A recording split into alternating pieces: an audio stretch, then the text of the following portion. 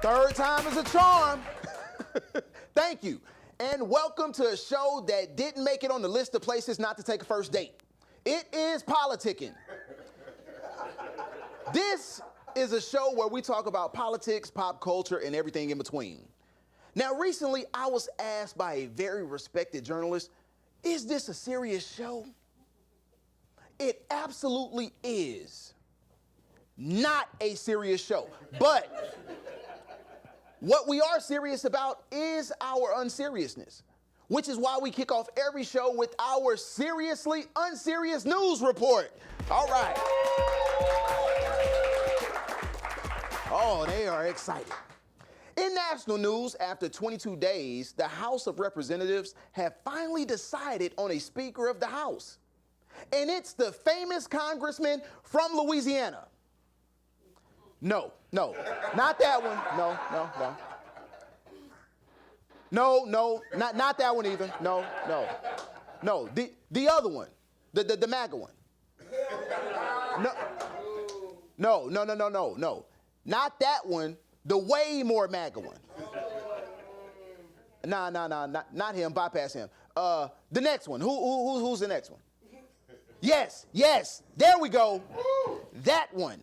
The very, very MAGA one. Yes, Mike Johnson from District 4 here in Louisiana is now the new Speaker of the House. And after 22 long days, he finally got past that hump. But he couldn't do it without Trump. Now, Mike Johnson, or MAGA Mike, as some like to call him, due to his staunch conservative stance, but he doesn't mind you criticizing his use of the hard R. And by hard R, you know what I mean. If you don't know, Mike Johnson has served in Congress since 2017, representing District 4, which covers most of Shreveport and Bossier City. And when you think of Shreveport, Bossier City, you kind of understand why they voted him in. It's figures. See, just look at Shreveport. Look at the citizens. Do they look like they would vote anybody else besides MAGA Mike in? MAGA Mike is a staunch Trump supporter who has fought before the Supreme Court to uphold sodomy laws, which are still on the books here in Louisiana. Sodomy. And if you don't know the legal definition of sodomy, it is any act of oral or anal sex. One of those two is my favorite one. I'll let you guess which one. Based on the legal definition, by round of applause, how many sodomites do we have in the audience? Some of y'all screaming too loud. MAGA Mike is also a devout Christian and defender of covenant marriages, which he has. Now, covenant marriage laws state that the only way to get out of a marriage is through spousal abuse, as they see that as the only reason to dissolve one. Now, I can think of another reason to end a marriage. If she don't commit sodomy, that's one of them. Now, continuing in national news, Mike Pence has officially suspended his campaign for president, which is wild. Because I didn't even know he was running for real. Like, I knew he was running, but I mean, come on. Mike Pence, just look at him. Mike Pence, he looks like him and his wife sleep in separate beds like the old I Love Lucy reruns. And speaking of the presidential election, Republican frontrunner in popularity and criminal charges, former President Trump hit the campaign trail recently as he tried to rally support before the all-important Iowa caucuses. He said in the rally, there is no way Sioux Falls is not gonna vote for me. No way. And that's cool. And he's probably right. But he wasn't in Sioux Falls. Sioux Falls is in South Dakota. He was in Sioux City, Iowa. Now, he finally corrected himself later in the rally when the people said, "Sue, in the hell are you talking about?" Sue in the hell wrote that joke. Anyway, in Charlottesville, Virginia, the site of the 2017 white nationalist protest, The famed Robert E. Lee statue was removed and melted down. White people in the area haven't been this sad since Robert E. Lee actually lost back in 1865. We have a live look at the statue being melted down as we speak.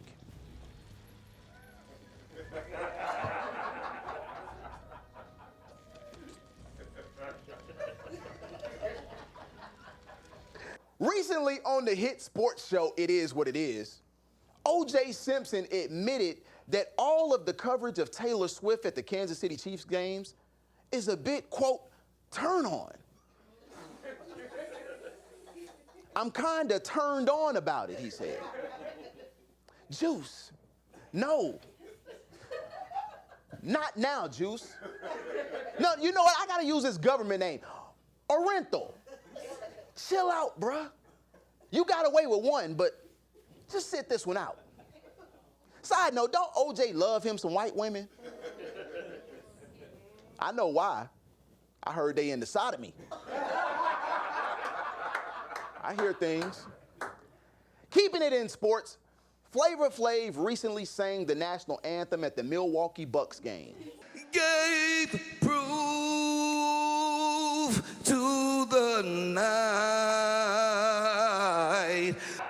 Wait, is he really trying to sing? Like, did you hear that? Like he even had the little Boys to Men head nod with it too. Did you? And the rampart. Did you hear that? What were the Bucks thinking? What, was nobody else available? Flavor Flav singing the national anthem? Flav bucked that national anthem up. All right. And lastly, a thrift store has recently asked that those donating items to their store to please stop donating used sex toys.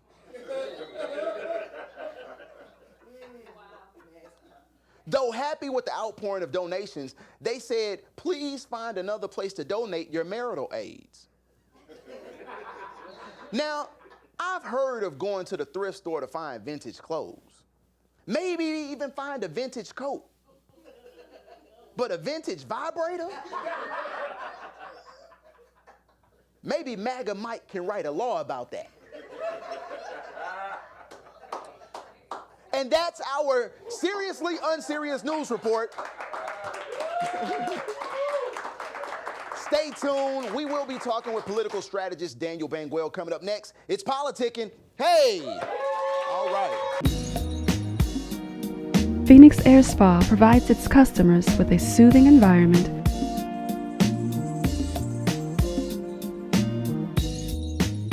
and comparable professional services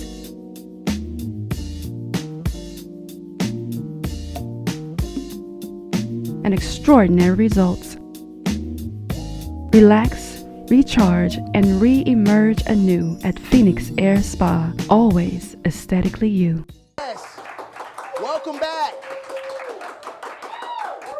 Welcome back to a show that thinks that York peppermint patties are the second nastiest things to candy corn. That hurt. It's PoliTicKING.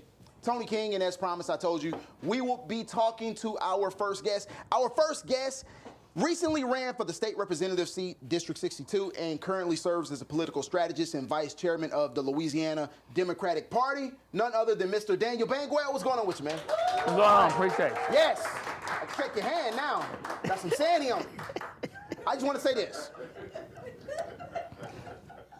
When you woke up this morning, and you said, you know what, I am going to PoliTicKING, and I'm gonna hang out with Tony King. Did you pick out that shirt just for me? Well, I thought I was the king. So Okay. Yeah, it just resemble you. It does, okay. Yeah, okay. That's my real last name, by the way. Okay, well, that's good. Okay, that's 3X? That's 3X? That's 2X. 2X? Mm-hmm. Well, I'll squeeze my tiny tail in there. Okay. So, you are the vice chairman of the Louisiana Democratic Party and political strategist. You've worked on several campaigns. Yeah. Recently, we had a big election here. We're even still in the middle of a runoff now. Just with your experience, the most recent election where we had Jeff Landry not even needing a runoff, what are some of the things that are going on in the Democratic Party as you try to regroup and prepare for a major election coming up? To be transparent, most people, when they look at the Democratic Party, they're probably segues of thinking it's an all-black party. Yeah. And so we had a candidate, although qualified, obviously in Louisiana, the pigment of your skin makes a difference when people come out and vote. And besides that, when you have people who are in positions of power who vocally say, I'm going to support the person, then behind closed door, they're supporting the other candidate. And so we have a lot of that, and we have a lot of people who've been a Democrat who switched party to no party or to Republican because they don't like the face of the Democratic Party and our core values.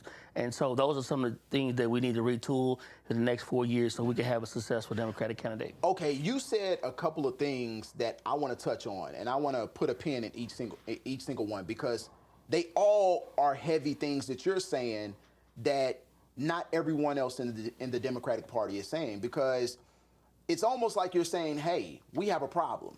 Nobody else in the Democratic Party is admitting that.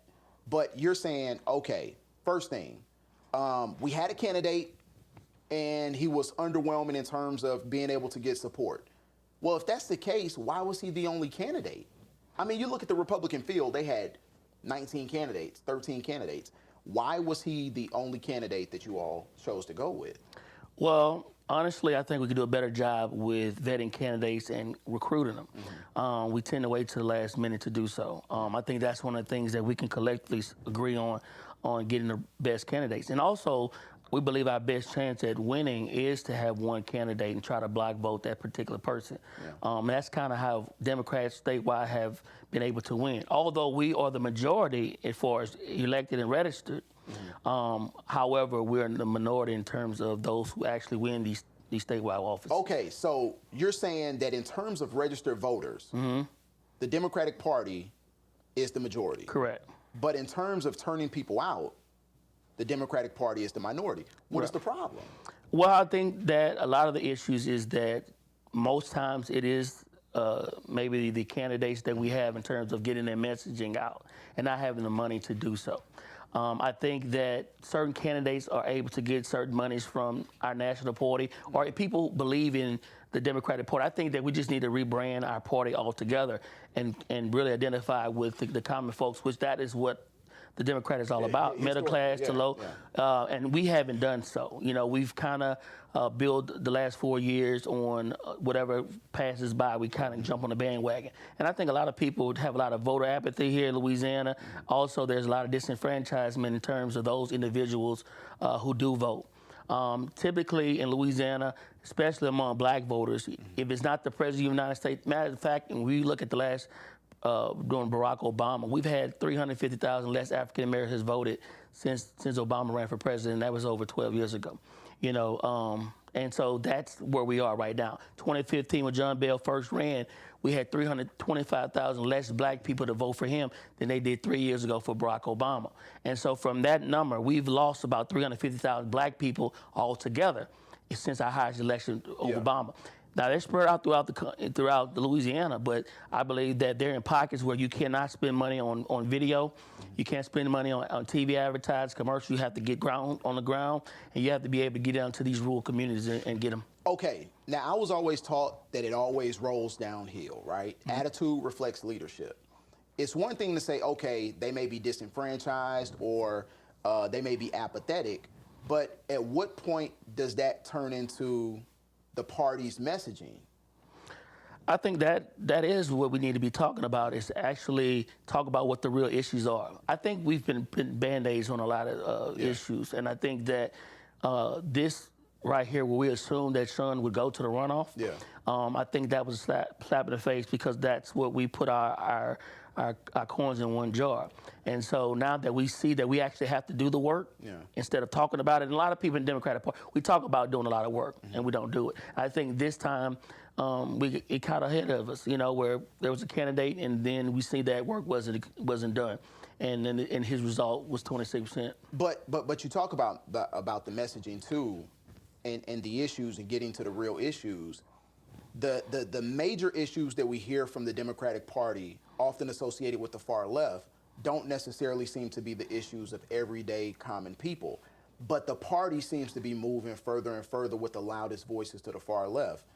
How can you, as part of the Democratic Party, try and relate to those people while also still appeasing the loudest voices in the room? Well, we have to go with the people who support us. Oftentimes, the people who are not supporting, who are not donating, who are not voting for Democratic candidates, we seem to try to appease those individuals. It's almost though we're trying to convert those individuals who've left the party. And so the people who are there, our stockhold Democrats who've been there for years, we're losing those people due to some of the issues that we're standing on that we... So some of those issues, what are those issues? I want to hear you say them, because it seems like those issues are not the issues that everyday average voters are facing. Even those same potential Democratic voters who have traditionally voted Democratic. Like the issues that we hear about nationally. We hear about culture issues. We hear about some of these other issues. But does that affect the person in Baton Rouge who's trying to get through traffic to take their kid to school? Or does that affect the person in Lafayette who's doing this, or the person over here? How are you able, what are those issues, and what can you do to relate those issues to the everyday average person?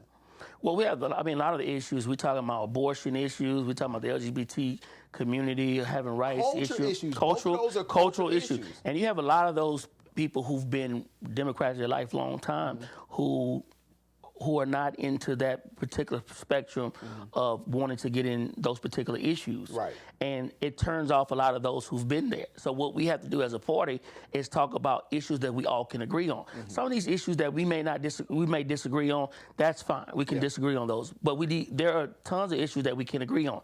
But because of the loudest mouths in the room, and because we believe that these are the big highlights, because we believe this is what's going to get us on TV, we tend to focus on the issues that majority of a lot of the Democratic Party, people who've been voting for years, don't typically want to discuss and turn them off from voting. So you said, you think about abortion, okay?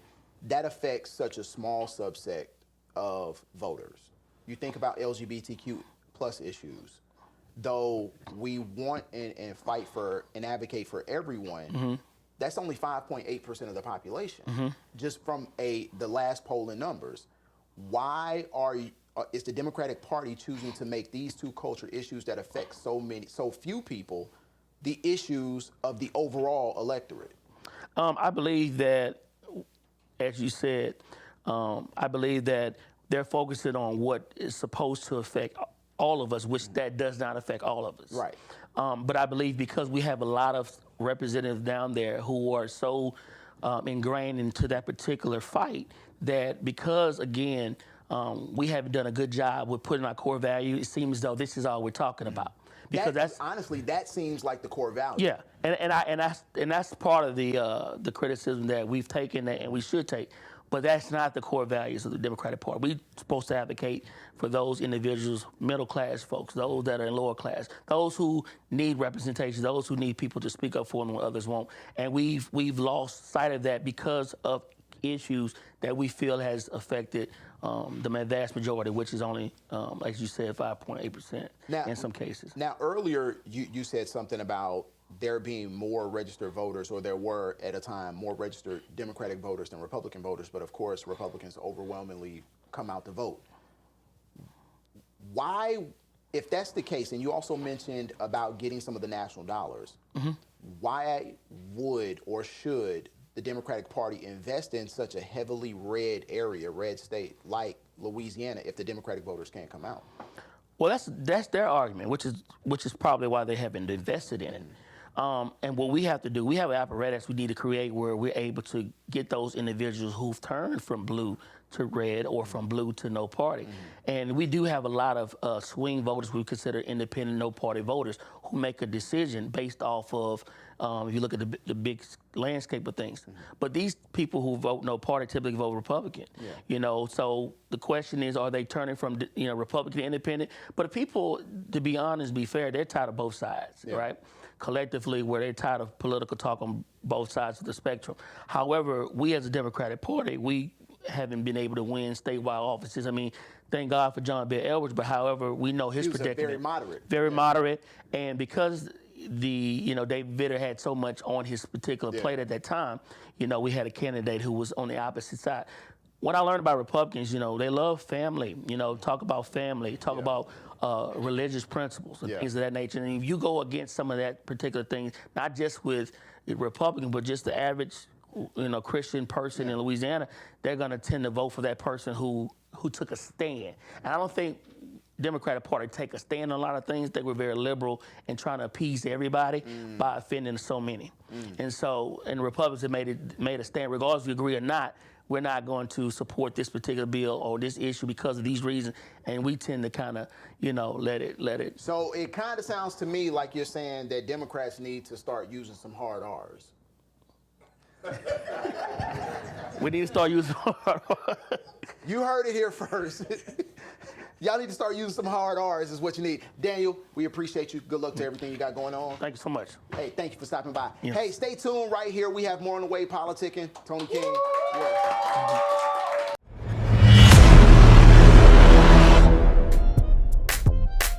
Advertising and operating a business go hand in hand. Mad Game Entertainment has a long, detailed history of working within clients' budgets and delivering big results.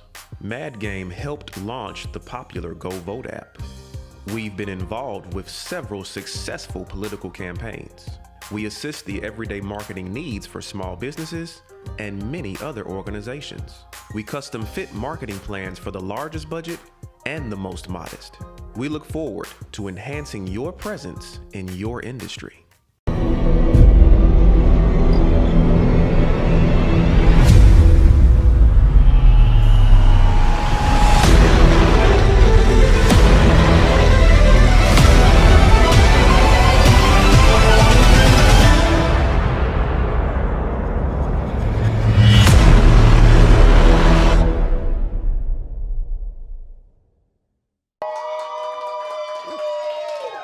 All right, welcome back to a show that wonders why Jonathan Majors is always poking his lips out.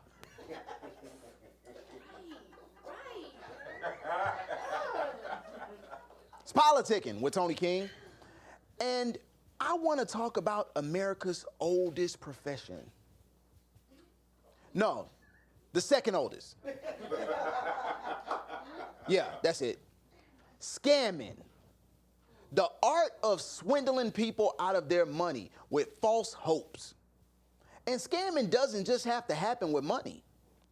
Colonizers did it with the natives they found here. They scammed them out of their own land, which is odd because the natives were scamming them right back. It's true. They didn't think anyone could actually own the land. So when they were asked about buying it, they were like, wait, so you gonna give us money for that? Oh yeah, we'll take it, yeah. And when they took it, you know what they thought? Suckers. There's a famous quote. There's a sucker born every minute. And never have we seen so many suckers born as in our current age. The gullibility of people is astounding now. Side note, did you know if you say gullible really slow, it sounds like you're saying the word oranges? Try it. See what I'm saying? See? Y'all are actually trying it. Suckers. And scammers take advantage of suckers every day. We see it in how they sell you get-rich-quick schemes. Schemes like multi-level marketing, NFTs, crypto, Bitcoin. Bitcoin? Y'all bought, you thought, all scams. And it's not just dummies who get caught up in them. Look at this one. DJ Envy of the famed radio show The Breakfast Club, he's found himself in the middle of a scam where his partner in real estate investing has been charged with defrauding people in a real estate scam where he took their money and never invested in real estate. Now, DJ Envy claims he didn't know anything about it, that he too was a victim. My Desert Storm family. And I said, hey guys, I'm doing real estate. This is something that I think that, you should invest a little bit of money in, try it out, and that way you can do it. Joe Budden told me it was a Ponzi scheme and I was going to go to jail.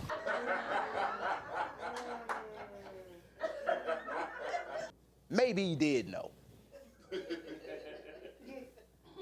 There's no place where scamming takes place more than in politics. As governor, Senator Rick Scott oversaw the largest Medicare fraud in the state's history. And how did the people of Florida reward him? They voted him to Senate. Why? Because there is a sucker born every minute. Recently, self-proclaimed freedom fighter and racially ambiguous activist Shaun King said that he raised money and helped free hostages from the conflict on the Gaza Strip.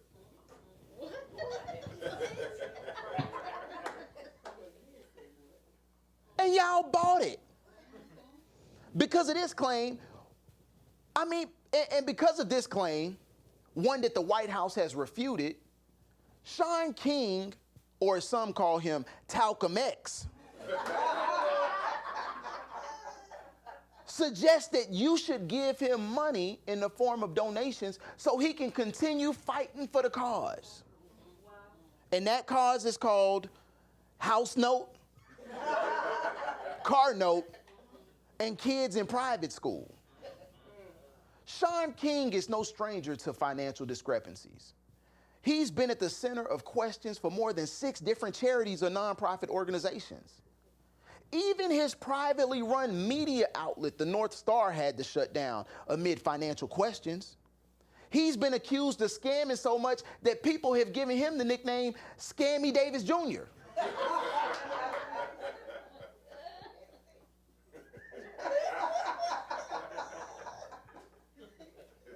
But it hasn't stopped them from still asking for donations, and people are still giving it.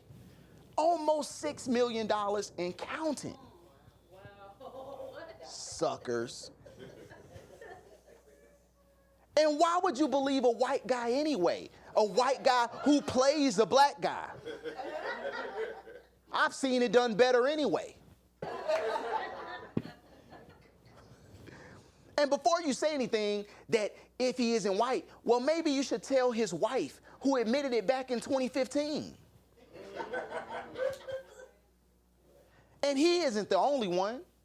Even Black Lives Matter has been in the news over questions of how finances are handled, as millions of dollars in real estate purchases were made privately for some of its leaders. Now, here's a novel idea. How about you realize a few uncomfortable truths out there? There's no such thing as a get-rich-quick scheme.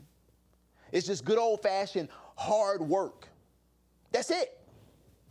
Also, how about understanding that politically, these politicians and activists want you to be divided just so that they can sell you a promise that they have the cure. But the cure cost.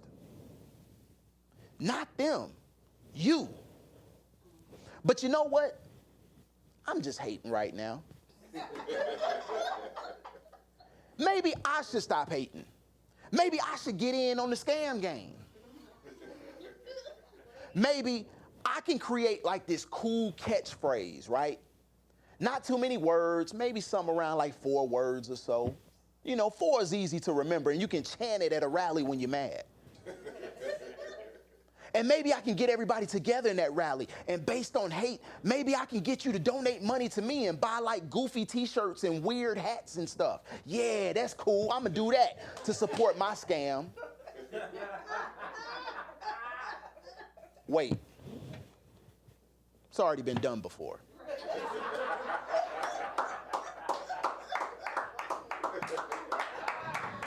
It's PoliTicKING. We'll be back.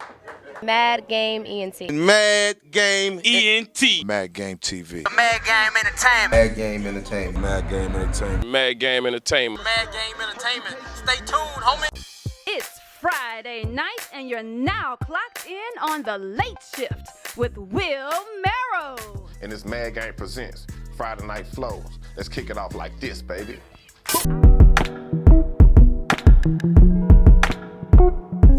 Laugh now, laugh later.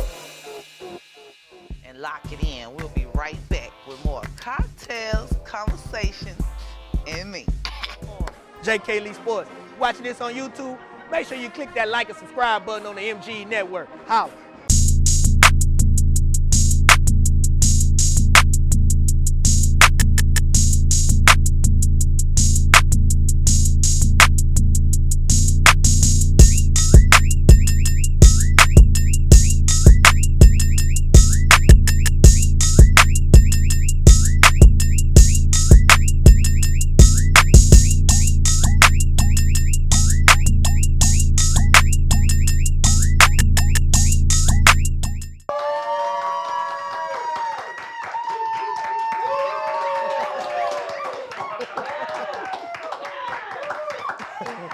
Welcome back to a show where my next guests are glad that the camera cannot see their feet. It's PoliTicKING with Tony King. And we are here with my two guests. Of course, you know, every show we always have a panel where we discuss different issues of the day. Our first guest is Judge-Elect of the 19th JDC and daughter of the legendary Isaac Greggs, none other than Judge-Elect Colette Greggs. Y'all give it up. All right. Now, this may be a little confusing, but my next guest is running for a family court judge. Remember, early voting is running through today through the 11th, and of course, Election Day is November 18th. We have Colette Jackson Gilliard. Y'all make some noise. Colette and Colette. Yes. Colette and Colette. Yes. I'm confused myself. So, just so that we can kind of differentiate, sometimes you do go by twin. Yes. So I'm gonna call you twin just for the sake of That's this. fine. Okay. All right. Real quick. So we have Judge-Elect and soon to be, Lord, please, Colette Jackson Gillard. future Judge-Elect. Yes. Hopefully. Future. Get out the vote. So we have two black women here, judges, and I've noticed an abundance of black female judges lately in the area, either running for judge and, of course, winning judge. Is it safe to say that black women are better at judging because they get so much practice judging us? Is that the thing? No. Kind of feels that way. Seeing a lot of y'all. No? No. Okay. Real quick, so tell us, and with you all in your legal backgrounds, why judge? Why do you feel like that's the place where you can matter most? Well, I can just start with this one. Yeah. When it comes to family court, I just believe that our children and our families deserve better. Yeah.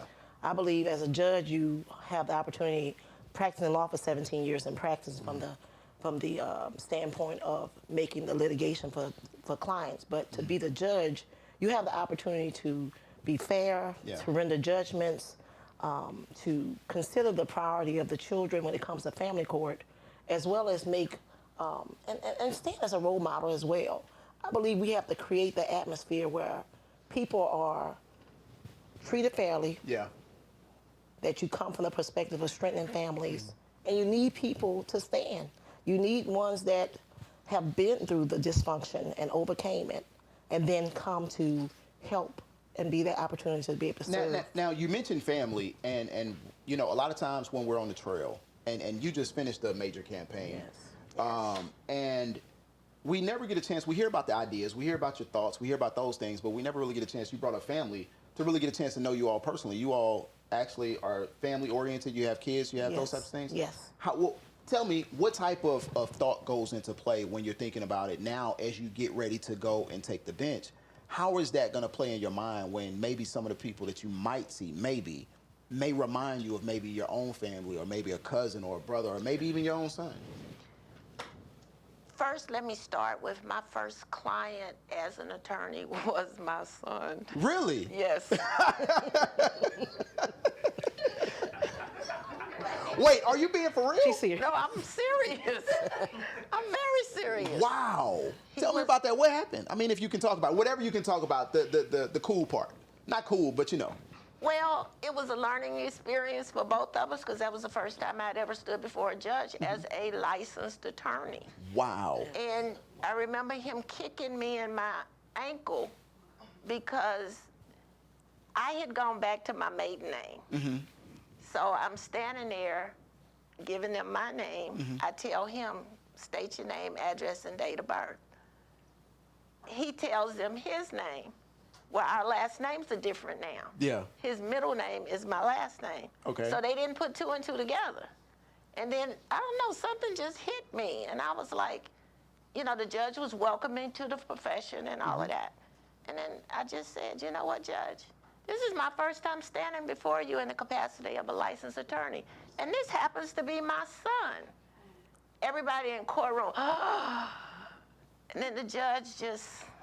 So at that point, when do you take the hat off and like, okay, I'm mom, okay, now I'm lawyer, okay, now I'm mom? Like, how did you play that? I've always been loyal with them. Okay. It was that youngest child who helped me in law school.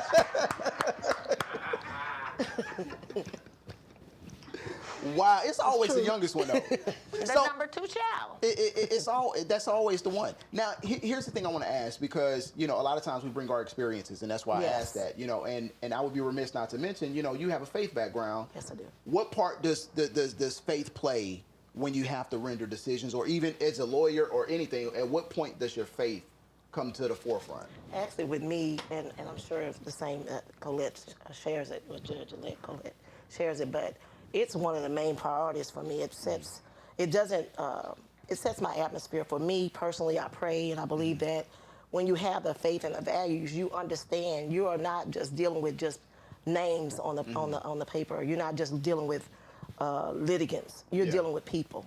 And when you have the faith value, you see that. You see that these are children, these are families, fathers and mothers that need you see the help. real effects. Yes, and that's what helps you. It actually it's a benefit when you have the faith, because you can take the law and the facts and apply them from a heart of compassion and a heart of faith. Okay, let me ask you this then. Okay, so you practiced 17 years. Yes. What would happen if you had a client, and let's say, now this is kind of a, I don't want to, That's fine. You have a client, let's say it's a big money client. Okay. Let's say you have an opportunity to really break some bank. I'm talking about this gonna be the one. Okay. You gonna get the new ride, everything. This is gonna be the one. But there's something that you have to do that may compromise that faith in the middle. Like, it may be counter to what you believe. It's not against the law. It's not, you know, from a bar perspective unethical, but it's something that may be counter to your faith. What would you do in that situation? Now, I've had that situation before. So this is something that I actually had to decline representation before. Really? Yes. I'll tell you this. It was a situation whereby it was I can't get, you know, you can't get Don't lose your bar on this now. Not this show. This ain't the show. Don't do that now. But I can tell you this. It deals with your convictions. Yeah. It was, although it could have been ethical, it was not proper for me. I couldn't take the case. Yeah. And so, although it could have been a money issue, it's never been about money for me. It's all been about making a difference for me. And the person wanted to hire a bulldog, which means in our profession means that you're going to just go get whatever it takes and get it. No matter what. No matter what. Yeah. And guess what? I do have a background of being that. I can be aggressive. Yes, I can be aggressive when it comes to that. But that has to line up with the conviction. Yeah. And I could not take the case, so I declined. I gave them, you know, I told them I would not be able to take the case. And I've done that before. It's a must. Yeah. But when it comes to being a judge, there's a difference between having a lawyer role where you can select your clients. Yeah. But as a judge, you get whoever comes through the door. Now, that's a blunt way to put it, and I would be remiss not to say this, because even off air, you know, you've been a little bit more blunt. Even in that story you just told about your son, getting ready to take the bench, how does that blunt nature, how are you going to carry that onto the bench? Or do you get muzzled a little bit by being on the bench, or would you? I can only be who I am. Uh-oh. So that means you're going to give it to him straight. So that means I need to come to the courtroom then and sit and watch, because it's going to be entertaining. I will say the one question I've gotten since this election was, when are you taking the bench? Really? Because we want to be there. I'm going to be there. Because for some reason, I have the feeling it's going to be a mixture of Judge Judy, Judge Mathis, like whatever the people come. If it's some foolishness, You ain't gonna play with this you ain't going to bite your tongue and say, you know what, you know you wrong for this, right? My career well, before going to law school, I've worked at several places. And so I've been in that environment of dealing with people all my life. When I started practicing law, my career started in the public defender's office. Oh, wow. I didn't get to pick my clients at all. And I will say, although the money was nowhere near what I was used to making, the public defender's office was the best job I've ever had. Really? Yes, most definitely. Oh, most definitely. Like yes, that? Yes. Wow. And my experience is vast, but the public defender's office, to represent people who don't have a voice, and you're their voice, and especially my personality, it's worked for me. Now, you say that because, of course, you just finished an election. You're still in the middle of one. And oftentimes we see, when you're going out getting votes and you're rallying the people, you're telling them about yourselves, you're politicking. Humble plug. So you're politicking, right? So you're out there, you're doing all these things, and oftentimes, you kind of have to show that you are also a servant. But on the campaign trail, sometimes we see politicians even afterwards, they're still kind of doing the whole politicking thing where we're kind of giving and doing all of that. What type of, how do you feel about politicians who overly give, even after being in office? And I mean, overly give, not just their job, but it starts to get over into everyday life. First, I'm going to have to disagree, because when I campaigned, I was not politicking. I don't like politics. Get me straight. No, I really don't. Yeah. The one thing with me, I don't like campaigning at all. But to be out and meeting people, the people that I came in contact met me, the person that I am. Yeah.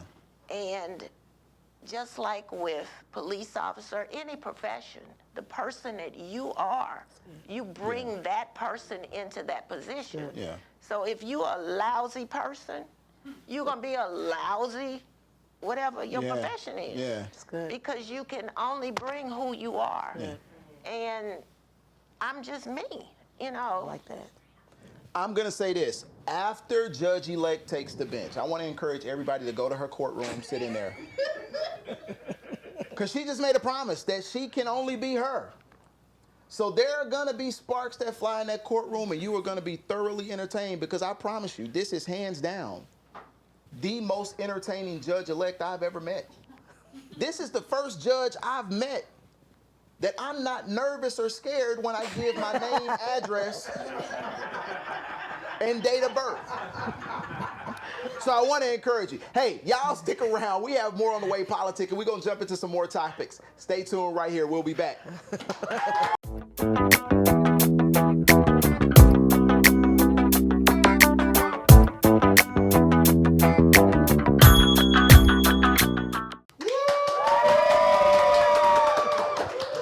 All right. Welcome back to a show where when I'm meditating, the audience likes to make noise and interrupt me. It's funny because it's true. I'm here with our panel. We have Judge-Elect Colette Greggs, and we have, still in the runoff, we hoping, we praying, sending up prayer hands. We have Colette Jackson Gilliard. Yes, it. Twin. Don't worry. You gonna fix it. Post-production. The magic's in post-production. So, before we went to break, we were talking about being servants of the people and giving. Where do you all stand when it comes time for politicians? They start giving things a little bit more than themselves, a little bit outside of their normal job description. They're not giving legislation. They're not, giving and showing up to rallies or marches. They're actually giving things like handouts, maybe, free food, free things, and all of that. Where do you guys stand in terms of that level of charity? Well, actually with me, this actually is something that I've been doing when it comes to outreach ministry, trying to help. And I was a minister of the gospel licensed for 12 years. Hello now, you better touch your neighbor. I have to keep it real. Come on now. That's who I am. Who in the hell left the gate open? The gates of hell will not Oh, you better touch your neighbor. Come on now. But when it comes to giving to the needy, to someone that really needs, that's something that's close to my heart. Right. The Bible declares and it talks about love, and they say how you feed my sheep. Yeah. And so I have no problem with giving, and that's something I've done in the past. But when it comes to this politics and campaigning, I always try to say I'm people over politics. Yeah. And so although I have had some outreaches like back to school, it's pretty much things that I've already done for over 17 or 20 years. I'm from Gardier Lane. I was raised there by a single mother. And so that's what we did. We needed people when I didn't have. And so I, in return, help others, not for the sake of giving just to earn a vote, but giving out of love. Or giving out of love if they need it. Yeah. We have to watch that because some people are greedy versus needy. Where do you stand in terms of the charitable giving that we see a lot of people doing? And it's beyond just politicians, let me say that. But just in terms of the community give backs for everything now. It's like literally everything. Where do you stand with that? I don't agree with it. Really? No. Okay, run it to me why. We're now in a culture of people are looking for handouts. They're looking for somebody to give them things. For me, it's more you have to work for what you want. That was how I was raised. Now, I'm not talking about people that are really in need, because that's a totally different story. But as far as doing campaigning and these giveaways, and me personally, I think that's just a tool that's being used to try and solidify votes. And I disagree with that. It's easy to go and get, I'll use, for instance, the back to school events. Yeah. I've attended those events, and the masses of people that are there, it's always adults. Yeah. And I've been in situations where these adults get belligerent almost because they can't get. You better give them a backpack. Yes. Matter of fact, can I get another one for my neighbor down the street? Who's not there. Yeah. But then you see these children, sometimes they're bringing these kids along. I just feel like let's teach our children at a younger age. Nobody's giving you anything for free. Write an essay. Yeah. Let's get these kids to do something. The adults, what we've created is a culture of people looking for somebody for handouts. Yeah, exactly. It's interesting, and we kind of talked about this, in pre-production and off the air. Yes. But so there's this theory of the 5 levels of toxic charity, and the first one is appreciation. When you give someone once, they're appreciative. Next, you have anticipation. In the same situation, they anticipate you in your benevolence. And then 3, you have expectation. Now they expect for you to do it without any cause. Then you have entitlement, in which they feel that it's owed to them. And the last stage, the 5th and final stage, is dependency, which means that now they are fully dependent. What's interesting about that is that I'm starting to see us from a political stance, and there is one party, I'm not going to put them on blast, but it seems like one party above the other kind of embraces the dependency, almost kind of encourages it, almost kind of looks forward to the voters being dependent upon them. You look at legislation that they try and promote, it's always about being dependent upon some level of attachment to the government. What do you guys think about just how some people are actually playing it, like you said, for the votes? Because here's the thing. You look at, and I'm just going to be real, the Democratic Party, to me, has created a situation where now it's full dependency of the voters. Exactly. You never hear the Republicans talking about, hey, vote for us and we're going to give you something, or vote for us and this is what you're going to get. it's all about, you know, other issues. And I'm not saying that one issue is better than the other. I'm not even standing beside either of those issues. But it just seems like they have different tactics with it. What do you guys think about politicians and an actual party that being almost kind of seeming like the thing that they promote the most? Well, I can state on this. I mean, you can get to the point where you can abuse giving things away. Yeah. Or not only that, you start to get into the entitlement. That's my problem. When you get into, it's some dangerous stuff. Yeah. When we have people that think that they're entitled to getting something without earning it or to work for it. As a black lady that's running for judge, I had to get it out the dirt. Yeah. And what I mean by that, we didn't have a gold spoon. I didn't have everybody giving me something. Yeah. It took me to have to work for it. It took me to have to go to school, you know, graduate from college. Yeah. And then also, you know, to still be able to maintain my credit, those type of things. So I just, your credit is maintained? Of course, yes. Oh, that's what I'm doing. Ooh, that's what I'm talking about. You gotta, and so I believe that we have to watch it, you know, because if we don't teach this generation that you have to work for what you get. If you don't work, you don't eat. That's real talk. Well, and we have to watch that. I'm gonna tell you one thing that I abhor, and that is when you're driving through the city, and you know you see a group of kids on the corner, a youth league of some sort, and they are just they got the bucket out and they begging. Like, I'm not opposed to helping out, you know, a youth organization or things like that. But I remember when I was younger, we didn't do that. No. What we did, we held a car wash. We did. You're actually promoting work. Like, cut you grass. do a service, you cut grass, you have a candy sale, you have a fundraiser. Sure. Now it seems like the only thing that I've seen, and I'm not saying everybody does this, but I've seen this quite often, is that we just gonna sit out and just ask for the money. I think that one thing that we can do is start to go back old school to that and try and, like you said, create that level of work ethic. During the campaign, I attended a forum, and you know, I'm not going to call any names, but because we're not going to throw no shade. That's right. But there was, at the end of this particular forum, there were gift bags being given. And when I opened that bag, you know, they're giving me a gift bag. Well, I'm like, no, I don't need that. You know, save it for somebody who needs it. Yeah. But inside that gift bag were a juice, a bottle of Seasonal. Wait, hold on. They handing out seasoning. So, and it really offended me because, see, I know what you're thinking. I was like, who wants this? I mean, first of all, I do, but I'm more so mad that you are right. Yes.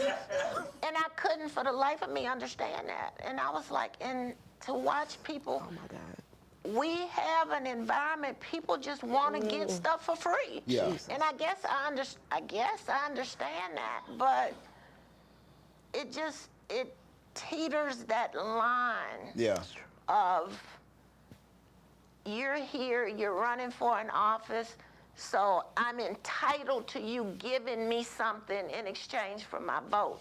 So here's another thing too, right? Honestly, and I've had the experience of being everywhere. I went to college in Iowa, I lived in Chicago, I'm from Houston, I've lived here. I get a chance to travel and perform all over the place. And one thing that I've seen is that the giveaways kind of have a racial element to it. I've never seen, and now again, you can't get more white than Iowa. Oh yeah. Maybe Idaho. Right.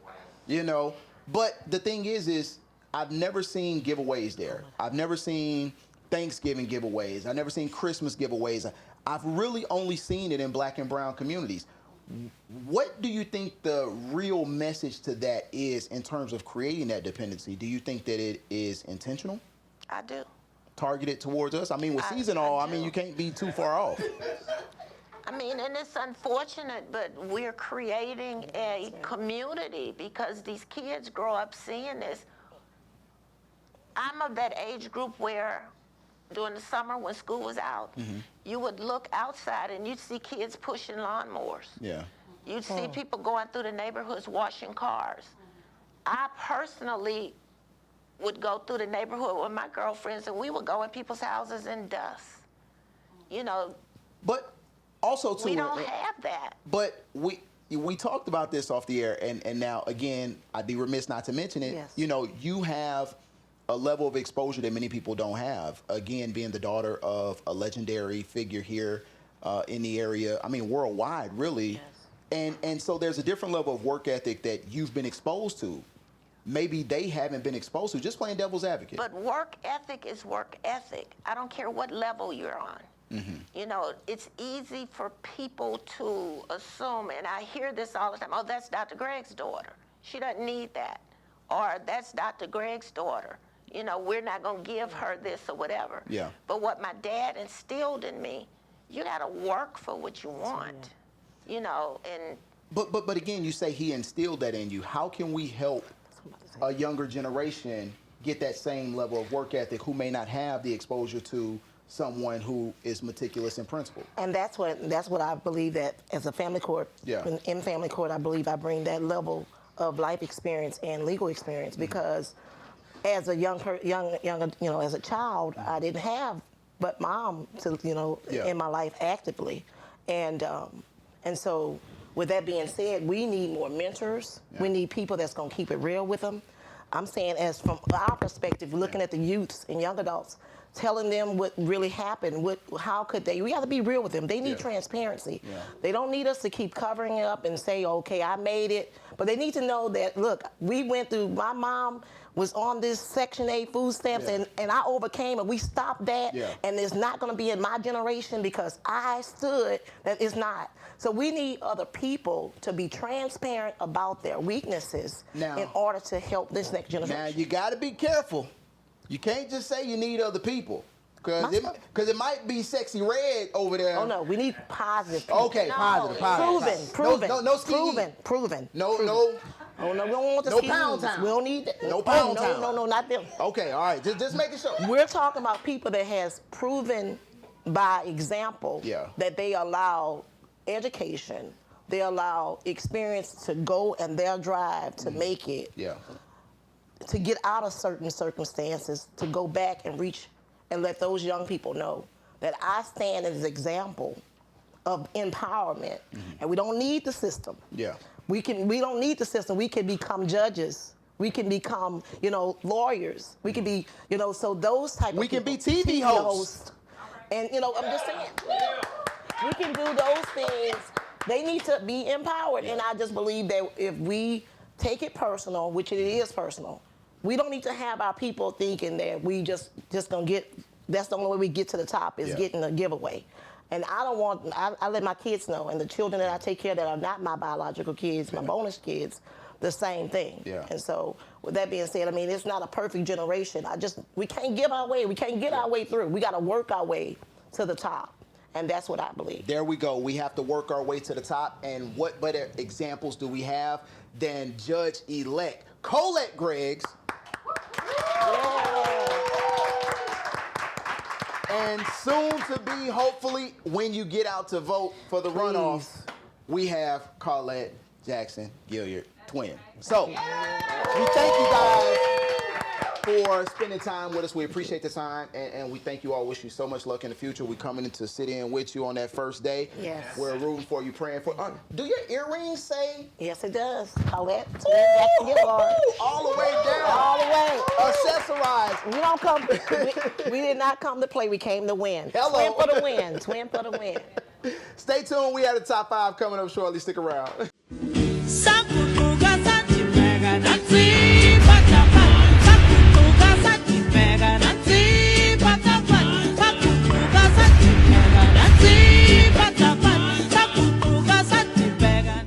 Welcome back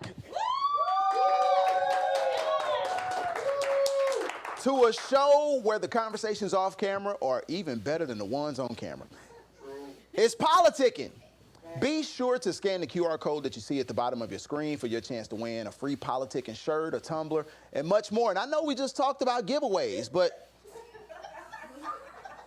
It's different for me. Do as I say, not as I do.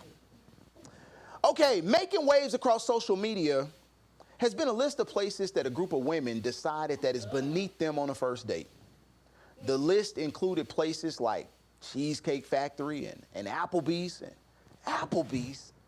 I guess you too good for eating in the neighborhood now? Now, you are single, and that's not good enough for you. Meanwhile, Sierra is out here eating at the Waffle House with a rich man who stays simping for her. I mean, he stay making her feel appreciated. Waffle House. We talking the same Waffle House you can buy pit bull puppies while watching cooks fight customers. That Waffle House. But it's too good for you, huh? And you call yourself doing the prayer, Sierra. You ain't serious? Which brings us to tonight's top 5. The top 5 reasons you will be single forever. Coming in at number 5. God gave you the man of your dreams. It's just that he's short. Side note, Russell Wilson is only 5'10". Yeah, it's true. Coming in at number 4. God gave you another good man. It's just that his beard don't connect. Gotta get over it, man. Coming in at number 3, the top 5 reasons you will be single forever, it's because you don't want to fight another woman. Ain't no single men available. No such thing. All the good ones are taken. You gotta steal a good one from another woman. But you too scared. Coming in at number 2, top 5 reasons you will be single forever. Your kids are bad. Don't nobody want to be a stepdaddy to some bad kids. Hell, he don't want to be a daddy to his own real kids when they bad. Plus, you named your baby Dominic, but it's spelled demonic. Yeah, you gonna be single forever. And the number one reason you will be single forever, you don't want to commit sodomy. I told you. Didn't I tell you? I told you it was coming. That's going to do it for tonight's show. Thank you to all of our guests, our amazing audience. And remember, I will be performing live November 11th in Dallas, and I will be performing with Maxwell in New Orleans, November 24th. Follow us on all social media. And until next time, we out of this thing.